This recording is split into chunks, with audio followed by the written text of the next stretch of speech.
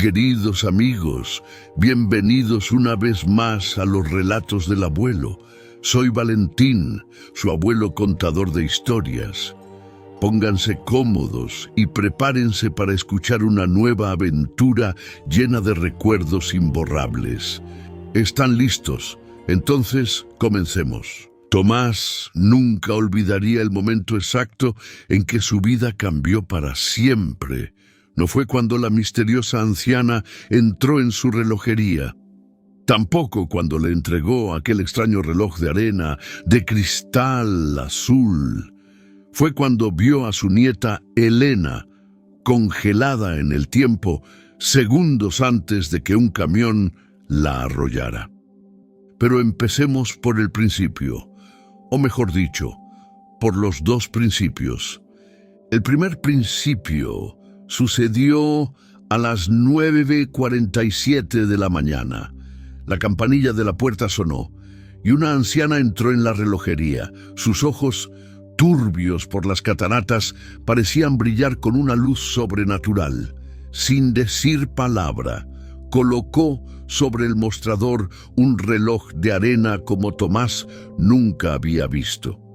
El cristal, de un azul profundo, parecía absorber la luz en lugar de reflejarla. La arena en su interior no era arena en absoluto, sino algo que brillaba como polvo de estrellas. «Este reloj», dijo la anciana con voz quebrada, «puede salvar una vida, pero también puede destruirla». Tomás, después de 40 años reparando relojes, había escuchado todo tipo de historias fantásticas. Sonrió con cortesía mientras examinaba la pieza. «Es un trabajo excepcional», comentó profesionalmente. «¿Necesita una reparación?» La anciana ignoró su pregunta. «En exactamente 48 horas, alguien que amas morirá en un accidente. Este reloj puede evitarlo, pero cada vez que lo uses, perderás un año de tu vida». El segundo principio ocurrió cuando la anciana se fue. Tomás sostuvo el reloj, estudiando sus extraños patrones.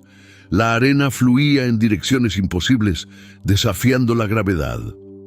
Fascinado, lo giró. El mundo se detuvo.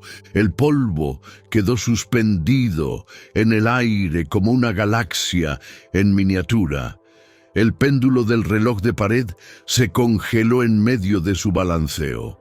A través de la ventana vio un pájaro inmóvil en pleno vuelo, sus alas extendidas contra un cielo que parecía una fotografía. Con el corazón martilleando en su pecho, Tomás salió a la calle. La ciudad entera era un museo de estatuas vivientes.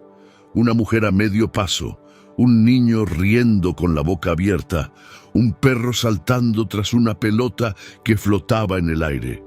«Impresionante, ¿verdad?». La voz lo sobresaltó. La anciana estaba allí, pero ya no era anciana. Su rostro había rejuvenecido décadas y sus ojos brillaban como el mismo polvo de estrellas del reloj. «El tiempo», continuó ella, «es como un río, pero algunos podemos caminar sobre sus aguas». Entonces Tomás los vio. Entre la multitud congelada, figuras oscuras se movían, sombras con forma humana pero sin rostro, solo un vacío negro que parecía absorber la luz. «Los guardianes del tiempo», explicó la mujer, «aparecen cuando alguien interfiere con el flujo natural de la existencia y no se detendrán hasta restaurar el orden». «¿Por qué yo?», preguntó Tomás. Su voz apenas un susurro. La mujer señaló hacia la plaza principal. A través de la multitud congelada, Tomás vio a su nieta Elena, de 12 años, cruzando la calle. y vio el camión que se había saltado el semáforo, suspendido a metros de ella. En la línea original del tiempo, Elena muere en ese accidente. En otra variante, sobrevive, pero queda paralítica. Tienes 48 horas para decidir cómo usar el reloj. Cada intervención te costará 1 año de vida, y con cada uso... Señaló a los guardianes, que ahora se movían hacia ellos con paso decidido. Ellos se volverán más fuertes, más determinados a detenerte. ¿Por qué me muestras esto?, gritó Tomás, las lágrimas corriendo por sus mejillas. La mujer comenzó a desvanecerse como niebla, porque hace 40 años alguien me dio este mismo reloj, y yo elegí salvar a mi nieta. Esa nieta eres tú, Elena. Antes de que Tomás pudiera procesar esta revelación, la mujer desapareció. Los guardianes estaban cada vez más cerca, sus pasos silenciosos sobre el pavimento congelado. Tomás miró el reloj en sus manos, luego a su nieta suspendida en el momento antes de la tragedia. El peso de la decisión cayó sobre él como una losa. Giró el reloj. El tiempo volvió a fluir. El mundo recuperó su movimiento como si nada hubiera pasado, pero antes de desaparecer, el guardián más cercano giró su rostro vacío hacia él. Y en ese vacío, Tomás vio algo que lo heló hasta el alma. Su propio reflejo, envejecido, sosteniendo el reloj de arena mientras Elena yacía inmóvil en sus brazos. Tenía 48 horas para cambiar el destino. Y los guardianes del tiempo no dejarían de perseguirlo hasta que lo lograra, o hasta que fallara en el intento. Tomás pasó la noche estudiando el reloj de arena.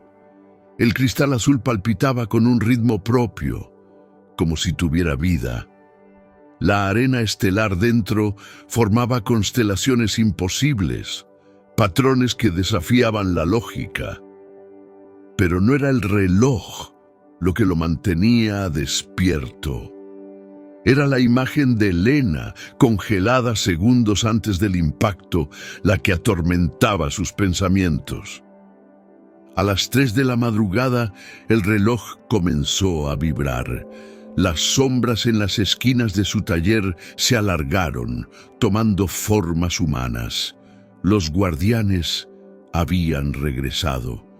«Muéstrame más», susurró Tomás, girando el reloj antes de que pudieran alcanzarlo. El mundo se detuvo nuevamente, pero esta vez fue diferente. En lugar de congelarse, el tiempo comenzó a retroceder. Vio a Elena creciendo al revés, volviéndose más joven con cada segundo que pasaba. La vio dar sus primeros pasos, decir sus primeras palabras, y entonces vio algo que lo dejó sin aliento. Vio a la anciana, la versión mayor de Elena, sosteniendo el mismo reloj de arena, décadas en el futuro. Estaba en una habitación de hospital, llorando sobre el cuerpo de una niña, su propia nieta. «El tiempo es un círculo», dijo una voz detrás de él. Era la Elena anciana, pero ahora parecía tener la edad que tendría su nieta en el presente. Cada vez que intentamos cambiarlo, creamos nuevos círculos, nuevos dolores. «¿Por qué me muestras esto?», preguntó Tomás, su voz quebrándose. «Porque necesitas entender el verdadero precio», respondió ella. «Yo salvé a mi nieta usando el reloj, pero cada año que sacrifiqué creó una nueva tragedia. Cada vida salvada requirió otra a cambio». Las paredes del taller desaparecieron, revelando un paisaje imposible de líneas temporales entrelazadas. En cada una, Tomás vio diferentes versiones de Elena. Una donde sobrevivía al accidente, pero otra persona moría en su lugar. Otra donde vivía, pero perdía a sus padres. Otra donde el accidente nunca ocurría, pero ella enfermaba gravemente. Los guardianes, continuó Elena, señalando a las figuras sombrías que los rodeaban, no son nuestros enemigos, son el equilibrio. Por cada vida que salvamos, debe haber una pérdida equivalente. Uno de los guardianes se acercó, extendiendo su mano vacía hacia Tomás. En su palma, negra como el vacío, proyectó una imagen. Tomás, envejecido prematuramente, muriendo solo en su taller mientras Elena, sana y salva, vivía su vida sin saber el sacrificio de su abuelo. Pero encontré una solución, dijo Elena, sus ojos brillando con determinación. Una forma de engañar al tiempo mismo.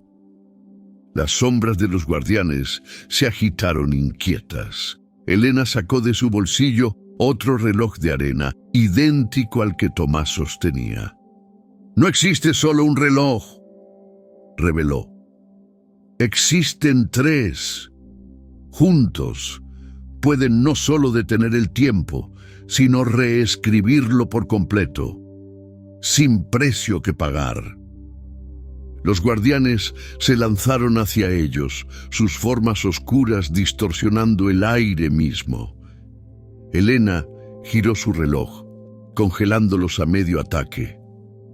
«El segundo reloj está en la antigua biblioteca del monasterio», dijo rápidamente. «El tercero, en las catacumbas bajo la Plaza Mayor. Tienes 36 horas para encontrarlos todos. Pero recuerda, cada vez que uses tu reloj, los guardianes se volverán más fuertes. Y hay algo más». Su voz se quebró. Y por un momento, Tomás vio el peso de décadas de dolor en sus ojos.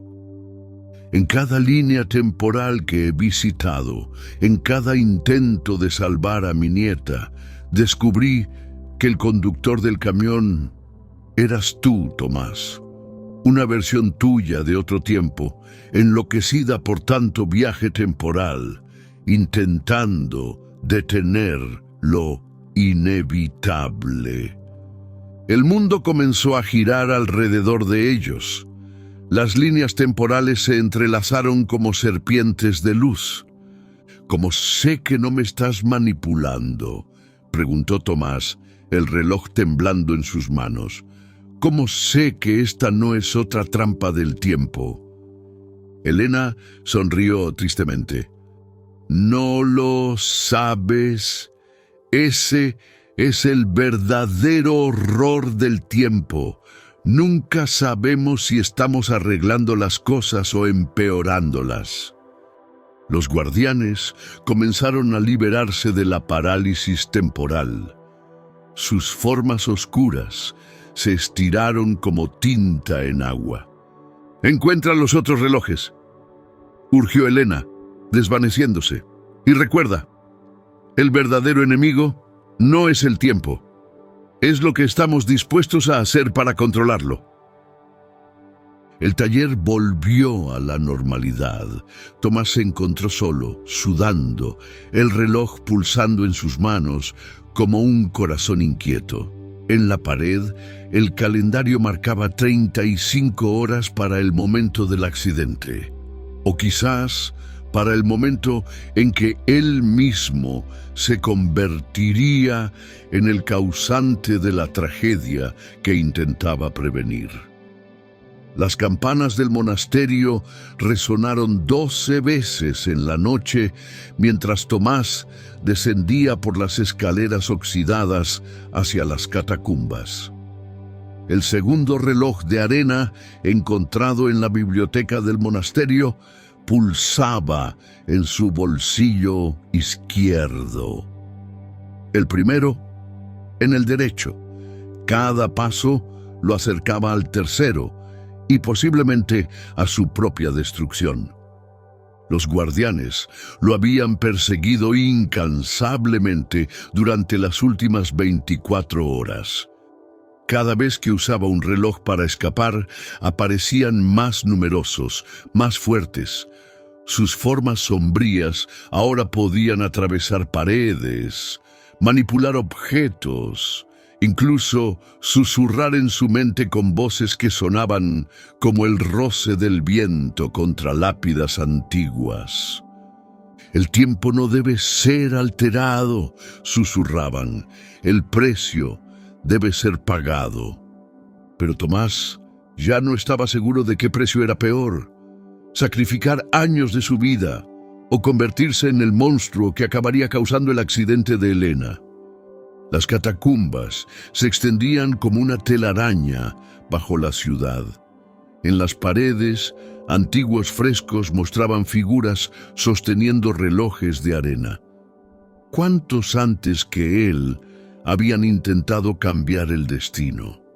Un resplandor azul lo guió hasta una cámara circular. En el centro, sobre un pedestal de piedra, el tercer reloj de arena brillaba como una estrella caída. Pero cuando Tomás dio un paso hacia él, el suelo crujió. «Al fin llegas», dijo una voz. De las sombras emergió un hombre. Era él mismo, pero décadas mayor, con el cabello blanco y los ojos inyectados en sangre. «He vivido este momento 1000 veces». El Tomás anciano sostenía un cuarto reloj de arena. «No existe un tercer reloj», reveló con una sonrisa amarga. «Es una trampa. Elena, nuestra Elena del futuro, nos manipuló. ¿Sabes por qué? Porque ella es un guardián, el más antiguo de todos». Las sombras en las paredes se arremolinaron, tomando la forma de Elena en sus diferentes edades. Todas ellas miraban a Tomás con ojos vacíos y negros. «Cada vez que intentamos salvarla», continuó el Tomás anciano, «creamos una nueva línea temporal, un nuevo dolor. He visto 1000 versiones de su muerte, he intentado prevenirlas todas y en cada intento me convertí en el causante de la siguiente tragedia». «Entonces, ¿no hay esperanza?», preguntó Tomás, los dos relojes pulsando en sus bolsillos como corazones gemelos. «Sí la hay», respondió su yo futuro. «Pero no es la que esperábamos». El anciano levantó su reloj. Las figuras de Elena en las paredes se acercaron, sus formas sombrías convergiendo. «Los guardianes no protegen el tiempo», reveló. «Protegen el amor. Cada vez que intentamos cambiar el pasado por amor, creamos una grieta en la realidad. Y a través de esas grietas, los verdaderos horrores intentan entrar». En ese momento las paredes de la catacumba se volvieron transparentes. Tomás vio más allá del tiempo y el espacio. Dimensiones de pesadilla donde versiones retorcidas de la realidad pugnaban por entrar. En cada una, el amor se había convertido en una fuerza destructiva, un virus que consumía la existencia misma. «Solo hay una forma de salvar a Elena», dijo el Tomás anciano, «aceptar su muerte». «No», susurró Tomás, «debe haber otra manera». «La hay», dijo una voz familiar. Elena, la verdadera Elena, de 12 años, apareció entre ellos. «Abuelo, vine a buscarte. Has faltado a nuestra merienda». Tomás parpadeó confundido. «¿La merienda?». Entonces lo recordó. Había prometido llevar a Elena a merendar antes de cruzar la plaza. El accidente ocurriría porque él no estaría allí para tomarla de la mano. El Tomás anciano comenzó a reír, una risa que se convirtió en llanto. 40 años intentando cambiar el destino, dijo, y la solución siempre fue tan simple: estar presente. Los guardianes se acercaron, pero ya no parecían amenazantes. Sus formas oscuras se disolvieron como niebla bajo el sol, revelando rostros familiares. Todas las versiones de Elena y Tomás que habían luchado contra el tiempo. El amor no necesita cambiar el pasado, dijeron al unísono. Solo necesita existir en el presente. Tomás miró los relojes en sus manos. La arena en su interior había dejado de fluir, cristalizándose en un momento eterno. Los dejó caer y al tocar el suelo se convirtieron en polvo común. «¿Vamos a merendar, abuelo?», preguntó Elena, tomando su mano.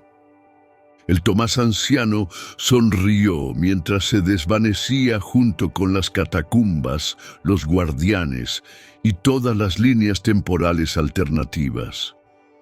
«El tiempo», susurró antes de desaparecer, «es el regalo más precioso que tenemos. No lo malgastes intentando cambiarlo.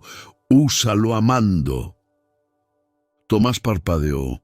Estaba en su taller, el reloj de pared marcaba la hora de la merienda y Elena lo esperaba en la puerta sonriendo. «¿Listo para nuestros churros con chocolate?», preguntó ella. Tomás miró su reloj de pulsera.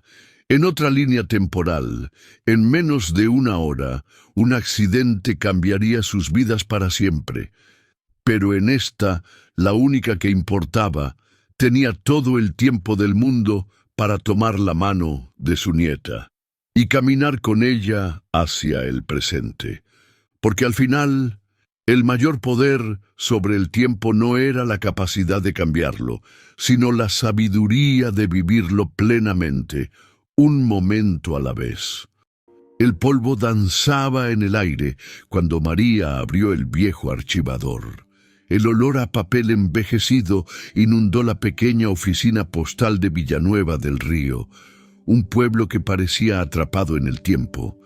Sus dedos, manchados de tinta tras 40 años, ordenando cartas, se detuvieron sobre un sobre amarillento.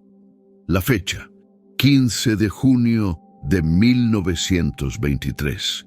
El destinatario, Isabela Montenegro, calle del Olivo, 7. María conocía cada rincón de aquel pueblo, cada nombre, cada historia. Pero este sobre era diferente. El remitente Antonio Valdés había garabateado en una esquina: «Por favor, entregar solo en mano».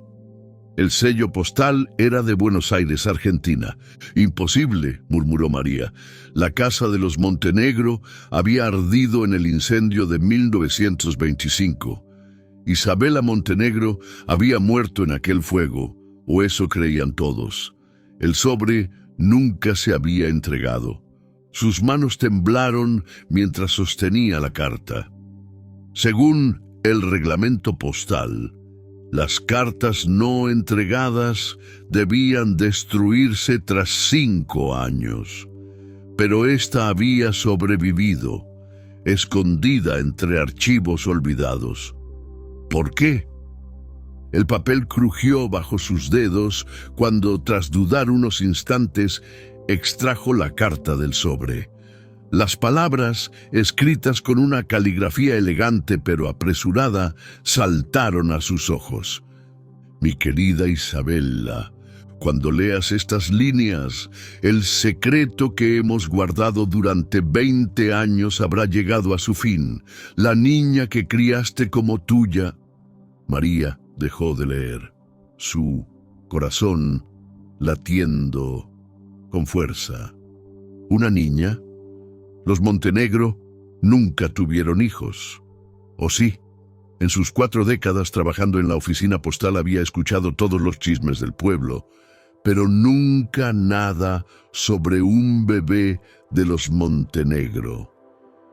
Un ruido en la entrada la sobresaltó. Guardó rápidamente la carta en su bolso. Carmen Montenegro, la última de la familia en el pueblo, acababa de entrar en la oficina postal. A sus 70 años, era la viva imagen de la aristocracia venida a menos. Su vestido negro, aunque impecable, mostraba signos de haber sido remendado varias veces. «Buenos días, María», saludó Carmen con aquella voz que parecía arrastrar el peso de 1000 secretos. «¿Han llegado las postales que esperaba de mi sobrina?» María observó a Carmen mientras buscaba las postales. Algo en su rostro le resultaba inquietantemente familiar. ¿Podría ser? No, era imposible, pero entonces recordó el gran retrato de Isabela Montenegro que colgaba en el ayuntamiento. Carmen no se parecía en nada a ella. Los recuerdos de aquella época comenzaron a inundar la mente de María. El verano de 1923 había sido particularmente caluroso. Los gitanos habían llegado al pueblo en julio, instalando sus carromatos en las afueras.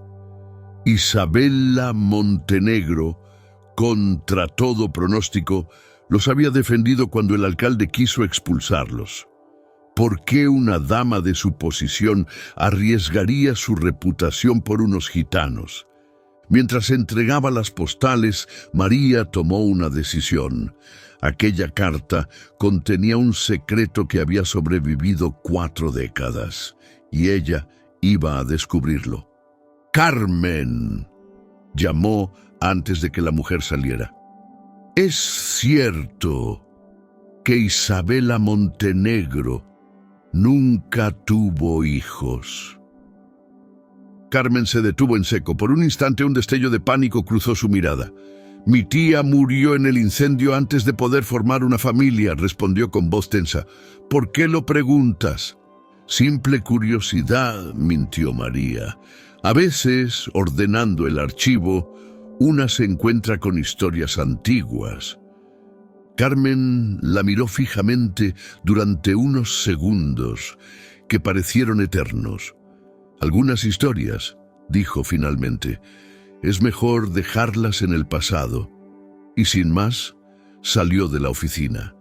Esa noche, en la soledad de su casa, María volvió a sacar la carta. Las palabras siguientes la dejaron sin aliento. «La niña que criaste como tuya no es tu hija. Es mi deber confesarte que aquella noche de tormenta, cuando los gitanos llegaron al pueblo, no solo trajeron música y bailes, trajeron también una verdad que podría destruir a las 2 familias más poderosas de Villanueva del Río. El bebé que sostuviste en tus brazos aquella noche no era el que habías dado a luz.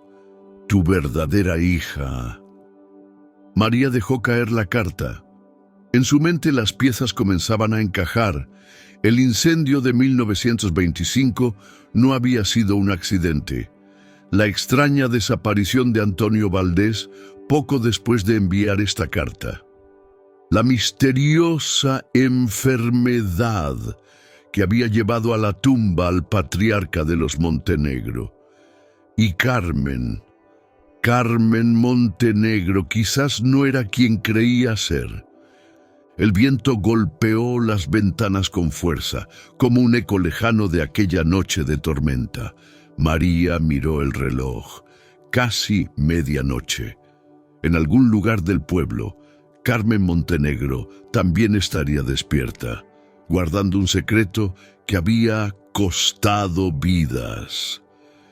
La pregunta era, ¿quién era realmente?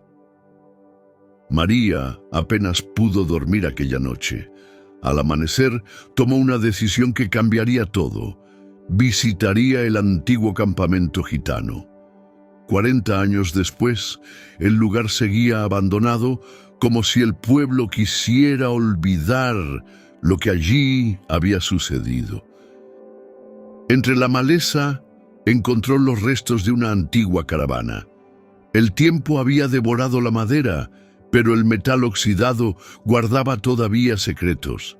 Mientras apartaba las zarzas, un objeto brilló entre la hierba, un medallón de plata. Al abrirlo, contuvo el aliento. La fotografía en su interior mostraba a una joven Isabella Montenegro sosteniendo a un bebé. En el reverso, una inscripción: para mi verdadera hija, que algún día sabrá la verdad, A.V. Las iniciales coincidían con Antonio Valdés. El sonido de pasos la sobresaltó. Al girarse, se encontró cara a cara con Manuel, el antiguo jardinero de los Montenegro. Sus ojos, hundidos en un rostro marcado por los años, revelaban miedo. «No debería estar aquí, señora María», susurró. «Hay cosas del pasado que es mejor no remover». «Manuel», respondió ella mostrándole el medallón, «tú estabas aquí cuando los gitanos llegaron, ¿verdad? ¿Qué sucedió realmente aquella noche?» El anciano miró nerviosamente a su alrededor antes de hablar. «Fue una noche terrible, la tormenta, los gritos. Doña Isabela gritaba que le habían robado a su bebé, pero al amanecer todo estaba en calma. Y ella tenía un bebé en brazos. Diferente, pero nadie se atrevió a decir nada. Y Antonio Valdés, el señor Valdés, era el médico del pueblo», continuó Manuel, su voz temblando. «Esa noche atendió 2 partos, el de doña Isabela y el de una gitana. Al día siguiente, desapareció. Años después llegó la noticia de que había muerto en Argentina». María recordó los rumores que había escuchado durante años. Las visitas secretas de Isabela Montenegro al campamento gitano, las conversaciones en susurros con Antonio Valdés, las miradas de complicidad. Todo cobraba un nuevo significado.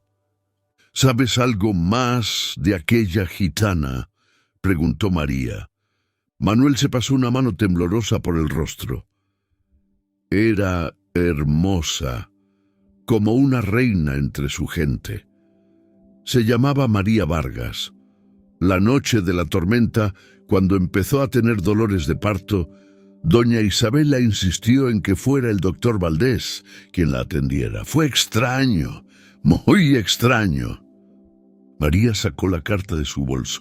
«¿Murió o lo mataron?». Manuel palideció. «El incendio de 1925 no fue un accidente. Doña Isabela había recibido una carta. Esa misma noche, el fuego se interrumpió bruscamente. Carmen Montenegro apareció en el camino. «¿Qué están haciendo aquí?», preguntó con voz gélida. Sus ojos se clavaron en el medallón que María sostenía. «Carmen», dijo María, reuniendo todo su valor, «este medallón, ¿lo reconoces?». El rostro de Carmen se transformó. Por primera vez, María vio en ella los rasgos inconfundibles del pueblo gitano. Los pómulos altos, los ojos almendrados, como los de la mujer que aparecía en las viejas fotografías del campamento. «Mi madre», susurró Carmen, «mi verdadera madre, murió en ese campamento dando a luz, o eso me hicieron creer durante años».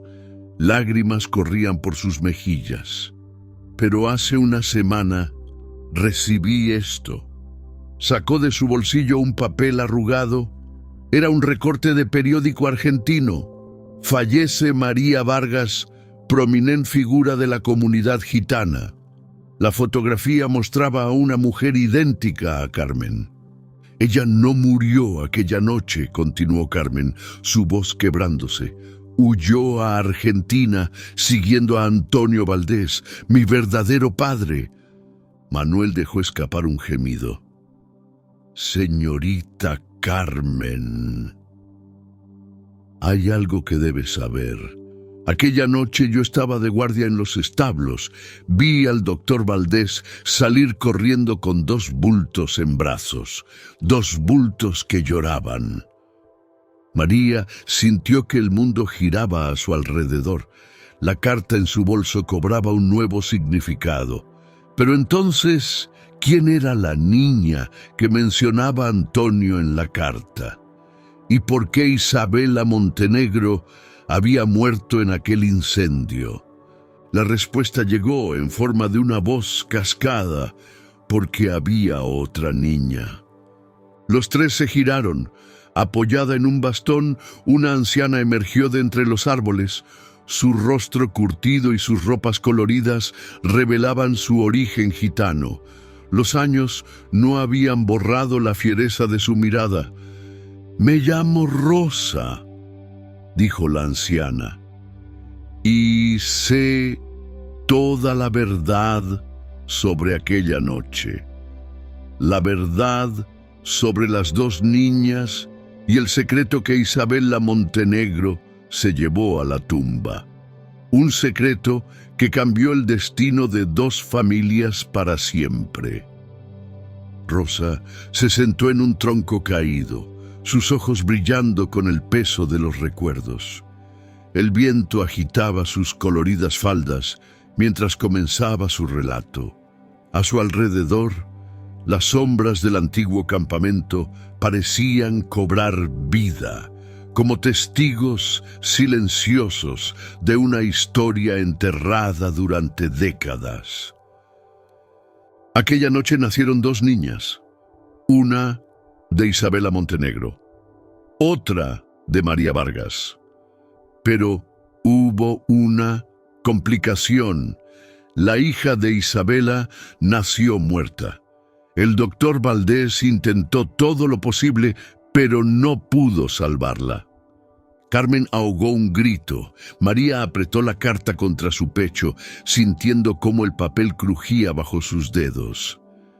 Antonio Valdés, continuó Rosa, sus palabras pesadas como plomo.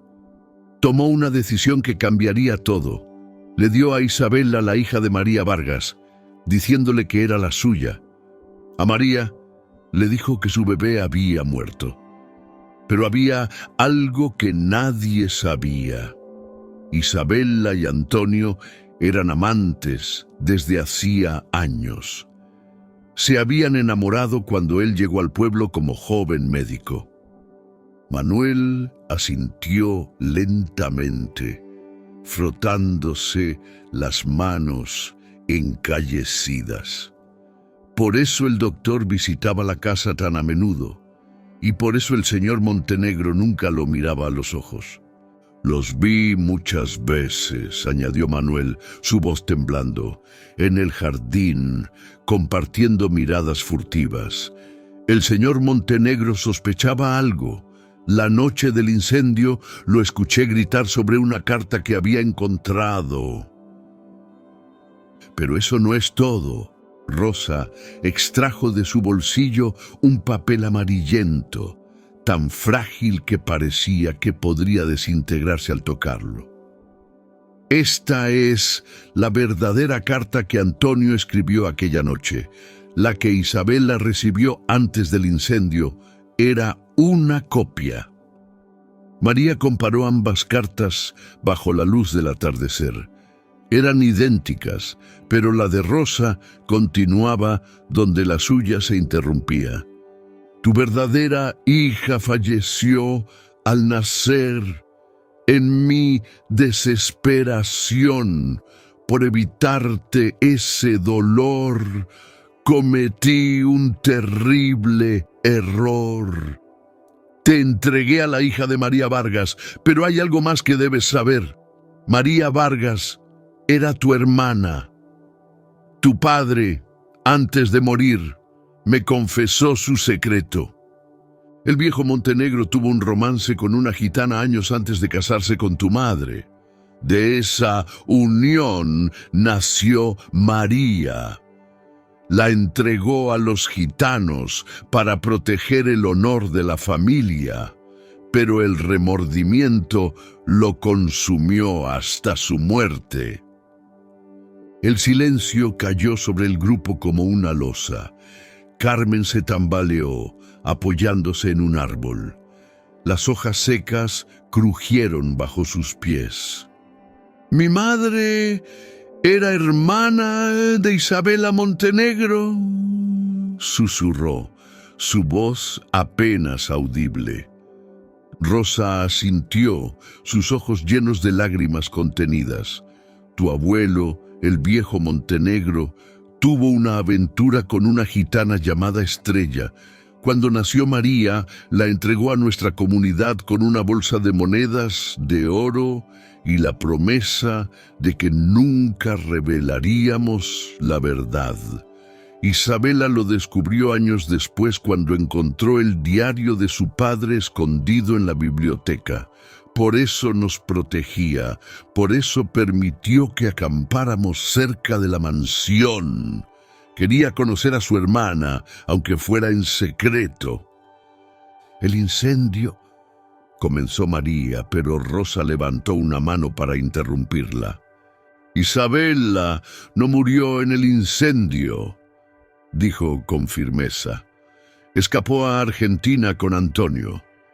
La que murió era otra gitana, Lucía, que se sacrificó voluntariamente. La vistieron con la ropa de Isabela mientras ella y Antonio huían en la confusión. Un último engaño para proteger a Carmen y asegurarse de que nadie la buscaría. Carmen se llevó las manos al rostro, sus hombros temblando con sollozos silenciosos. Entonces, ¿mi madre no me abandonó? Toda mi vida pensé. No, pequeña, respondió Rosa con dulzura, acercándose para tomar las manos de Carmen entre las suyas. Isabela y María, las dos hermanas, planearon todo junto a Antonio. Te criaron como una Montenegro para protegerte de la verdad, que eras hija de ambas familias, gitana y aristocracia. Pero el peso de tantas mentiras las destruyó poco a poco. Isabela murió en Argentina hace 5 años, consumida por la culpa. María, tu madre, la siguió hace una semana, no sin antes asegurarse de que conocerías la verdad. María recordó algo que había estado molestándola. Las postales que Carmen recibe cada mes. Son mías, confesó Rosa, sacando un fajo de postales de su bolsillo.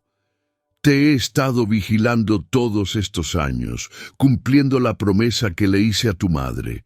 Cada postal era un recordatorio de que no estabas sola, de que alguien velaba por ti, esperaba el momento adecuado para revelarte la verdad. El sol comenzaba a ponerse sobre el viejo campamento, tiñendo el cielo de tonos rojizos y dorados. Carmen miró el medallón en sus manos, viendo en él no solo su pasado, sino también su futuro. Las lágrimas habían dejado surcos en sus mejillas. ¿Sabes qué es lo más irónico?, dijo finalmente, su voz más fuerte ahora. Toda mi vida rechacé a los gitanos, avergonzada de ellos. Me esforcé tanto por mantener las apariencias, por ser una verdadera Montenegro. Y resulta que su sangre corre por mis venas, que soy ambas cosas. La verdad siempre encuentra su camino, respondió María, pensando en la carta que había guardado durante 40 años. Quizás sea el momento de que Villanueva del Río conozca toda la historia, de que las viejas heridas sanen al fin. Rosa sonrió, y en su sonrisa había décadas de sabiduría. Las dos familias más poderosas del pueblo eran una sola. Y tú, Carmen, eres el puente entre ambas. En ti se unen dos mundos que nunca debieron estar separados. Carmen se irguió, secándose las lágrimas, y por primera vez en su vida, María vio en ella una mezcla perfecta: la dignidad de los Montenegro y la fiereza de los gitanos. Ya no había secretos que guardar, ni mentiras que mantener. «Es hora de volver a casa», dijo Carmen, tomando la mano de Rosa. «Mi verdadera casa». Mientras se alejaban del campamento, el viento susurró entre los árboles, llevándose consigo 40 años de secretos. La última carta había cumplido su propósito. La verdad, al fin, había sido liberada. Y en las calles de Villanueva del Río los rumores comenzarían pronto. Pero esta vez, la verdad sería más extraordinaria que cualquier mentira que hubieran inventado. En una isla en medio del río Vístula se alzaba un majestuoso castillo rodeado de altas murallas. Numerosas banderas ondeaban al viento, sus colores brillantes danzando contra el cielo azul. En este castillo vivía un caballero, conocido en todas las tierras cercanas por su valentía y nobleza. Su nombre resonaba en canciones y leyendas, pues había ganado gloria y honor en incontables batallas. El castillo no era solo un hogar para el caballero y sus soldados, también albergaba a varios prisioneros que trabajaban en los jardines y ayudaban a mantener las murallas. Entre ellos había una anciana, conocida por sus conocimientos de hierbas y medicina tradicional. Su esposo también estaba allí, y aunque el trato era justo, la anciana guardaba un profundo resentimiento en su corazón. Una tarde de verano, cuando el sol comenzaba a descender y el aire se llenaba con el aroma de las flores del jardín, el caballero decidió descansar bajo la sombra de un antiguo roble. El suave murmullo del río y la brisa cálida lo arrullaron hasta quedarse dormido sobre la hierba verde. La anciana, que había estado observando desde lejos, vio su oportunidad. Durante meses había estado preparando un plan, recolectando hierbas especiales y estudiando antiguos conocimientos. Con pasos silenciosos, se acercó al caballero dormido. En sus manos llevaba amapolas silvestres y una ramita de pino, herramientas para su extraño ritual. Con delicadeza, esparció los pétalos de amapola sobre los ojos del caballero, asegurándose de que su sueño fuera profundo. Luego, con movimientos precisos y utilizando sus conocimientos ancestrales, realizó un antiguo ritual. Sus dedos se movieron con gracia mientras susurraba palabras en una lengua olvidada. En ese momento mágico algo extraordinario sucedió. El corazón del caballero quedó expuesto, latiendo con un brillo rojizo. La anciana, con habilidad nacida de años de práctica en el arte de la medicina tradicional, extrajo cuidadosamente el corazón y lo reemplazó con el de una liebre que había preparado específicamente para este propósito. Después de completar su obra La anciana se retiró silenciosamente a un arbusto cercano, esperando ver los resultados de su trabajo.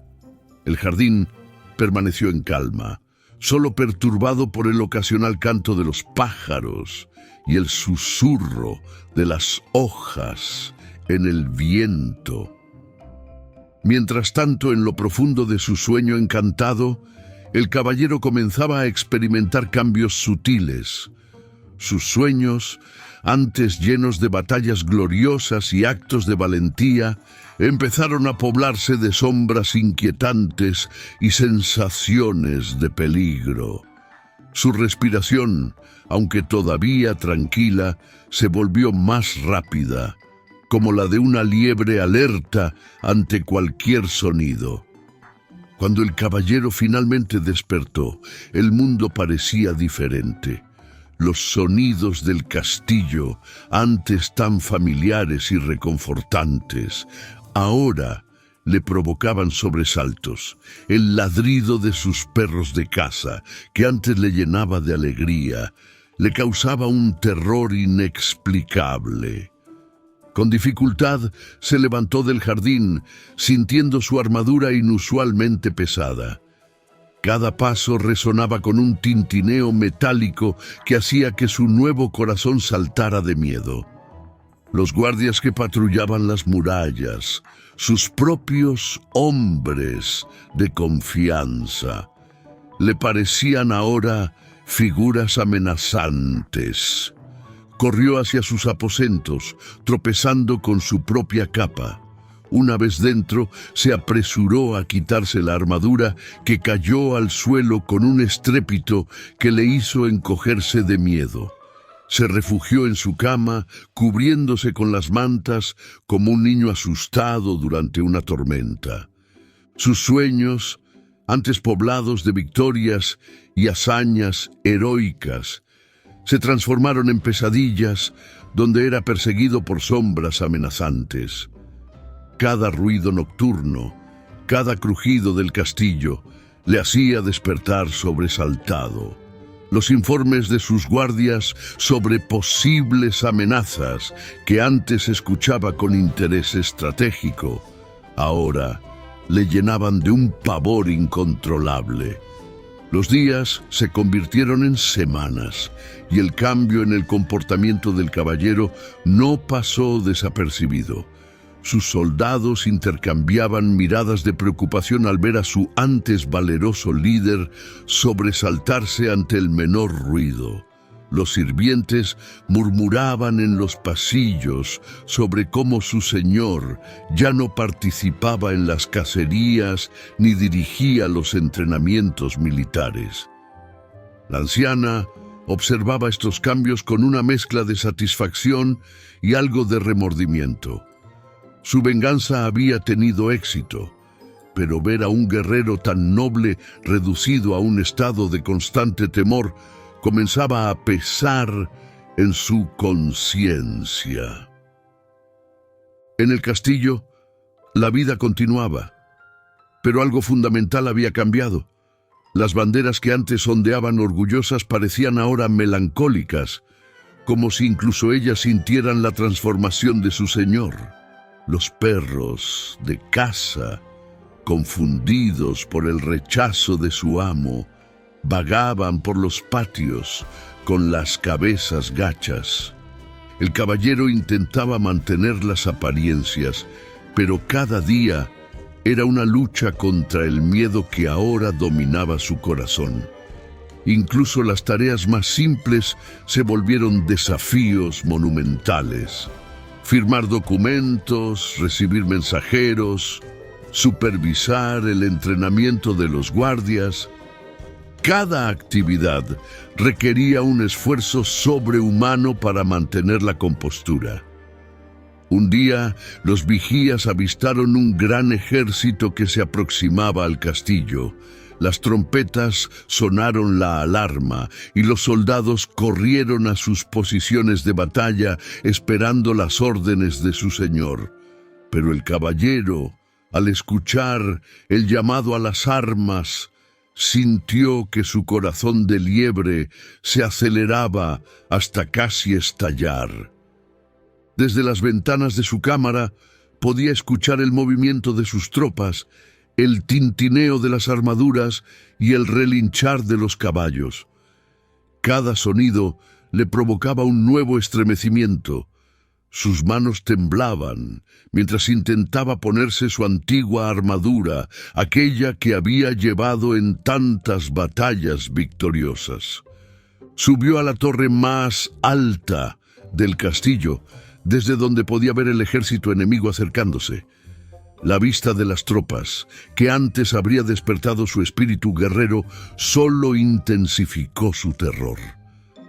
Sin embargo, en medio de su miedo, los recuerdos de su antigua valentía comenzaron a surgir en su mente como destellos de luz en la oscuridad. Recordó las batallas que había ganado, los hombres que había salvado, la confianza que sus soldados habían depositado en él. Estas memorias luchaban contra el miedo que ahora dominaba su corazón, creando un torbellino de emociones contradictorias en su interior. Con lágrimas en los ojos, elevó una plegaria al cielo. ¡Oh cielos! Devuélvanme mi antiguo valor, la fuerza que una vez tuve. Mis estandartes ondean en el campo de batalla, mientras yo tiemblo como una hoja al viento. Devuélvanme mi verdadero corazón, para que pueda liderar a mis hombres como antes.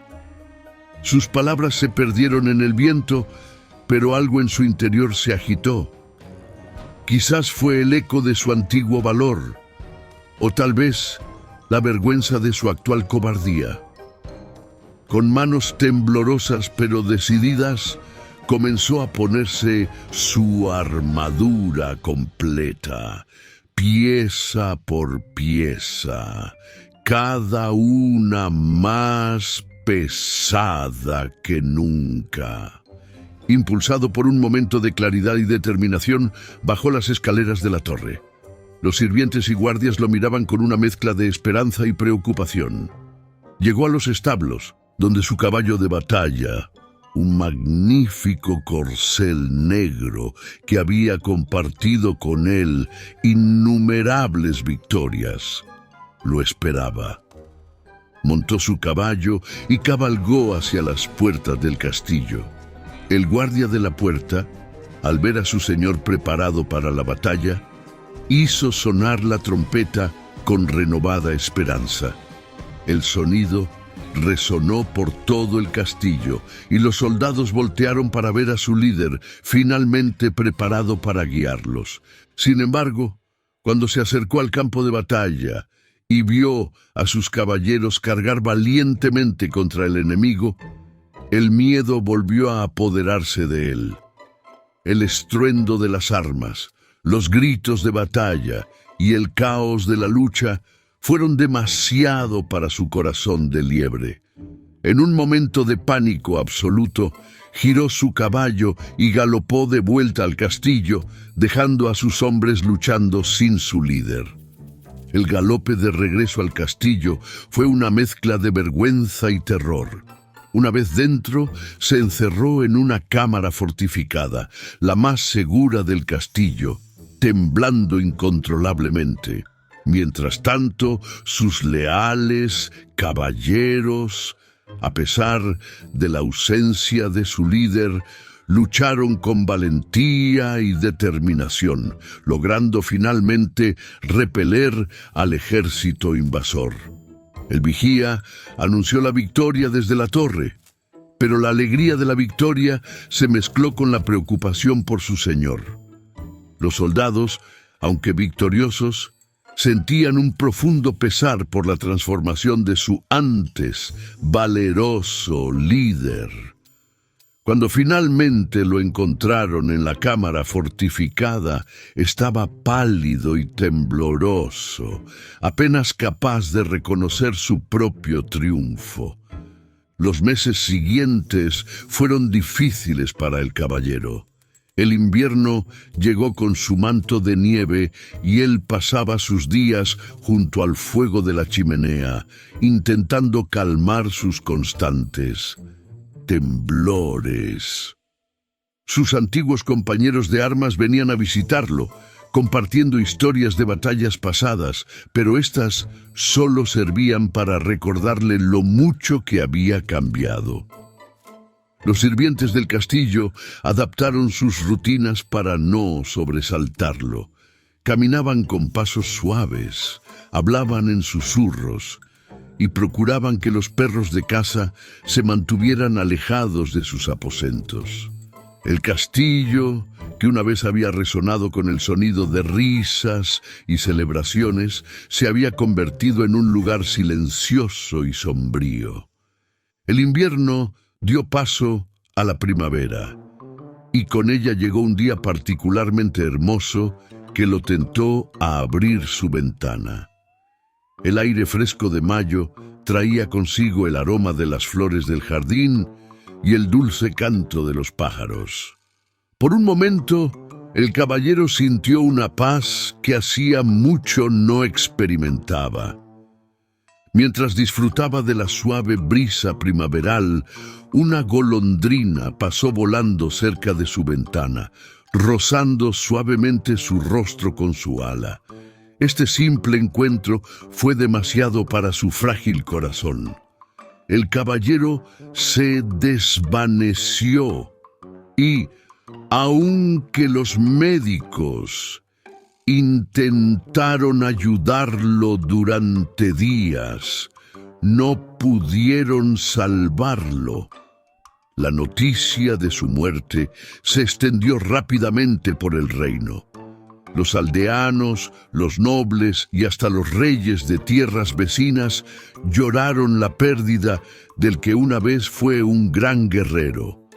Las campanas del castillo tocaron durante 7 días y las banderas se mantuvieron a media asta en señal de duelo. Un año después de su muerte, cuando el dolor de la pérdida aún pesaba en el corazón de todos, la anciana, consumida por la culpa y el remordimiento, no pudo seguir guardando su secreto. Durante una noche de luna llena, convocó a los nobles del castillo y confesó lo que había hecho. Explicó con lágrimas en los ojos cómo había reemplazado el corazón del caballero con el de una liebre, transformando al valiente guerrero en un ser temeroso. El Consejo del Castillo, después de escuchar su confesión, decidió que su castigo sería el destierro. La anciana fue enviada lejos del reino, condenada a vagar por tierras lejanas, llevando consigo el peso de sus acciones. Antes de partir, pidió perdón ante la tumba del caballero y dejó allí todas sus hierbas y conocimientos medicinales como ofrenda. La historia del caballero y su corazón de liebre se convirtió en una leyenda, transmitida de generación en generación en las tierras cercanas al río Vístula.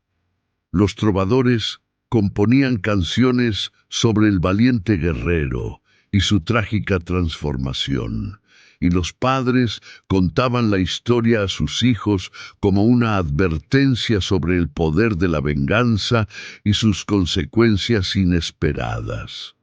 En el jardín del castillo, donde todo había comenzado, se plantó un hermoso rosal que florecía todo el año. La gente decía que las rosas rojas representaban el verdadero corazón del caballero, y las blancas, el perdón que finalmente había encontrado la anciana en su exilio. Los habitantes del castillo y las tierras circundantes nunca olvidaron a su noble señor. En su memoria, transformaron el lugar donde solía descansar en un jardín de flores silvestres, y se decía que las liebres que habitaban ese jardín eran especialmente valientes, como si hubieran heredado algo del espíritu del caballero. La historia también servía como recordatorio de que la venganza, aunque puede parecer dulce al principio, a menudo tiene consecuencias que afectan no solo a la persona contra quien se dirige, sino también a quien la ejecuta. La anciana, en sus años de exilio, comprendió que su acto de venganza no había traído la paz que esperaba, sino que había añadido más tristeza al mundo. Con el paso de los años, el castillo junto al río Vístula siguió en pie, sus banderas ondeando al viento como siempre. Los visitantes que llegaban allí a menudo escuchaban la historia del caballero del corazón de liebre y reflexionaban sobre el verdadero significado del valor y las consecuencias de nuestras acciones. Muchos años después de estos acontecimientos, el castillo junto al Vístula se convirtió en un lugar de peregrinación para aquellos que buscaban comprender el verdadero significado del valor. Los jardines, una vez testigos silenciosos de la transformación del caballero, florecieron con una belleza extraordinaria, como si la propia naturaleza quisiera honrar su memoria. En las noches de luna llena, los ancianos del pueblo aseguraban ver una figura majestuosa caminando por las almenas del castillo, vestida con una brillante armadura. Decían que era el espíritu del caballero, que había encontrado finalmente la paz y había recuperado su valentía en la otra vida. La historia tuvo un impacto duradero en la forma en que los caballeros de la región entrenaban a sus aprendices. Además de enseñarles el arte de la espada y la estrategia militar, dedicaban tiempo a cultivar la fortaleza interior de sus estudiantes. Les enseñaban que el verdadero valor no residía solo en la ausencia de miedo, sino en la capacidad de enfrentarlo. En cuanto a la anciana, se dice que en su exilio se dedicó a ayudar a los viajeros y a curar a los enfermos, transformando su conocimiento de las hierbas en una fuente de bien. Algunos dicen que encontró la redención en estos actos de bondad y que antes de morir escribió un libro donde contaba la verdadera historia del caballero, como advertencia para las generaciones futuras. Las liebres del jardín, del castillo, se convirtieron en símbolo de una paradoja. Aunque naturalmente tímidas, cuando era necesario, mostraban un valor sorprendente. Los habitantes del castillo las protegían, viendo en ellas un recordatorio constante de que la valentía puede encontrarse en los lugares más inesperados.